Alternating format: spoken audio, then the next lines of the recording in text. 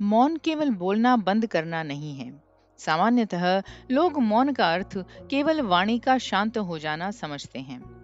कोई व्यक्ति कुछ समय तक बोलना बंद कर दे, एकांत में चला जाए या मौन व्रत रख ले तो उसे मौन माना जाता है। लेकिन अष्टावक्र कहते हैं कि यह केवल बाहरी मौन है। यदि भीतर विचारों का शोर, इच्छाओं की हलचल, चिंताओं का प्रवाह, स्मृतियों का बोझ, भविष्य की कल्पनाएं और निरंतर चलने वाला मानसिक संवाद बना हुआ है, तो वास्तविक मौन अभी प्राप्त नहीं हुआ है। हो सकता है होठ शांत हों लेकिन मन लगातार बोलता रहे। ऐसा मौन केवल बाहरी है, भीतर अभी भी अशांति विद्यमान है। अष्टावक्र के अनुसार वास्तविक मौन शब्दों की अनुपस्थिति नहीं, बल्कि मन की अशांत प्रवृत्तियों से परे स्थित शुद्ध चेतना है। जब मन लगातार तुलना करता है, मैं दूसरों से बेहतर हूँ या नहीं, मुझे और क्या प्राप्त करना है, मेरे साथ ऐसा क्यों हुआ, भविष्य में क्या होगा, तब भीतर निरंतर एक मानसिक कोलाहल चलता रहता है। यह शोर केवल शब्दों का नहीं, बल्कि इच्छाओं, भय, अपेक्षाओं, असंतोष और अहंकार का होता है। जब तक यह आंतरिक संवाद चलता रहता है, तब तक व्यक्ति चाहे जितना बाहरी मौन धारण कर ले, उसकी चेतना शांत नहीं हो सकती। अष्टावक्र कहते हैं कि वास्तविक मौन तब प्रकट होता है जब मन की पकड़ ढीली पड़ जाती है और व्यक्ति अपने साक्षी स्वरूप में स्थित हो जाता है।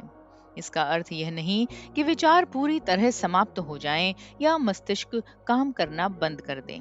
विचार अपनी स्वाभाविक गति से आते जाते रह सकते हैं, लेकिन व्यक्ति उनसे अपनी पहचान नहीं जोड़ता।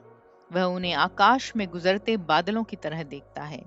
जिस क्षण विचारों से तादात्म्य समाप्त होता है, उसी क्षण भीतर एक गहरा मौन प्रकट होने लगता है। यह मौन किसी प्रयास से उत्पन्न नहीं किया जाता। यह तो हमारे वास्तविक स्वरूप का स्वाभाविक गुण है, जो मन का शोर कम होते ही स्वतः प्रकट हो जाता है। अष्टावक्र विशेष रूप से कहते हैं कि जहाँ संघर्ष, तुलना और खोज समाप्त हो जाती है, वहीं वास्तविक मौन का जन्म होता है। जब व्यक्ति निरंतर कुछ बनने, कुछ पाने या स्वयं को सिद्ध करने की दौड़ में लगा रहता है, तब मन कभी शांत नहीं होता। वह हमेशा भविष्य की ओर भागता रहता है। लेकिन जब यह स्पष्ट हो जाता है कि आत्मा पूर्ण है, उसे कुछ जोड़ने या घटाने की आवश्यकता नहीं है, तब भीतर की दौड़ रुकने लगती है। यह रुकना ही मौन की शुरुआत है। उस अवस्था में व्यक्ति न स्वयं से लड़ता है, न संसार से, न परिस्थितियों से। वह जो है उसे उसी रूप में स्वीकार करता है और अपने शुद्ध अस्तित्व में विश्राम करता है। इस मौन का अर्थ निष्क्रियता या जीवन से भागना भी नहीं है। ज्ञानी व्यक्ति बोलता भी है, कार्य भी करता है, लोगों से मिलता भी है, लेकिन उसके भीतर मौन बना रहता है। उसकी वाणी मन के शोर से नहीं, बल्कि स्पष्टता और जागरूकता से निकलती है। उसके कर्म अहंकार, भय या लालसा से प्रेरित नहीं होते, बल्कि सहजता से घटित होते हैं। इसलिए बाहरी गतिविधियों के बीच भी उसका आंतरिक मौन कभी भंग नहीं होता। यही कारण है कि अष्टावक्र के अनुसार मौन किसी विशेष स्थान, समय या साधना तक सीमित नहीं है। यह जीवन के प्रत्येक क्षण में संभव है, यदि व्यक्ति अपने साक्षी स्वरूप में स्थित हो जाए। अतः अष्टावक्र गीता का यह उपदेश हमें बताता है कि सच्चा मौन केवल शब्दों का अभाव नहीं, बल्कि मन की अशांति से मुक्ति है। जब भीतर तुलना समाप्त हो जाती है, इच्छाओं का दबाव कम हो जाता है, खोज का तनाव मिट जाता है और मैं की पकड़ ढीली पड़ जाती है, तब व्यक्ति अपने वास्तविक स्वरूप, शुद्ध, शांत और साक्षी चेतना में स्थित हो जाता है।